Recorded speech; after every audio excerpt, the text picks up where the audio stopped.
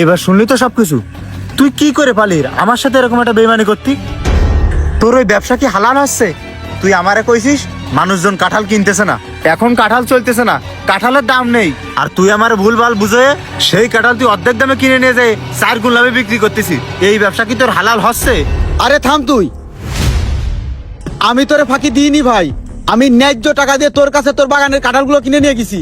তোরে রানা কি কয়েছে আর তুই সেই তালে তাল দিচ্ছিস? আরে আমারও তোর এই মনে হয় ভাই আমি টাকা দিয়ে হালাল ভাবে ব্যবসা করতেছি? তোরে রানা সম্পূর্ণ ভুল বুঝ হয়েছে। তালি ওই দিন আমি রানারে কি কইছি তালি তুই শোন। এনে ধর, তোর কাছে তো 50,000 নিলাম, এই জায়গায় আছে। কিরে সেদিনকে টাকা নিলি আর আজকে টাকা দিয়ে দিচ্ছিস? ব্যবসা তো খুব ভালোই আসছে নাকি?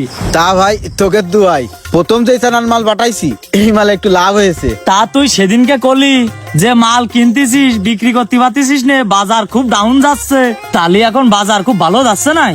আরে ভাই ব্যবসায়িক হিসেব কিতাব তো এইরকম, আজকে উপর উঠবে কালকে আবার ডাউনই চলে যাবে, এই হচ্ছে বিষয়। তা ভাই বাগান মোট কয়টা কিনেছিস? বাগান তো আমার আল্লাহ দিলি দলের নগরে 2টো কিনা আছে, জোরপুরে 1টা কিনা আছে, আর আমাদের ওই যে আলামিন, ওই আলামিনের বাগানটাও কিনা আছে। আরে ভাই ওই আলামিনীর বাগানও কিনেছিস? হ্যাঁ ভাই ওই তোকে দুয়া। আরে আলামিনীর বাগানে আমি সেদিনকে ঢুকলাম, তা ভাই ঢুকে দেখলাম সব এই সাইজের কাঁঠাল। আরে পাগল, আমার 4 বাগানের ব্যবসা ওই আলামিনের 1 বাগানেই দিয়ে যাবে।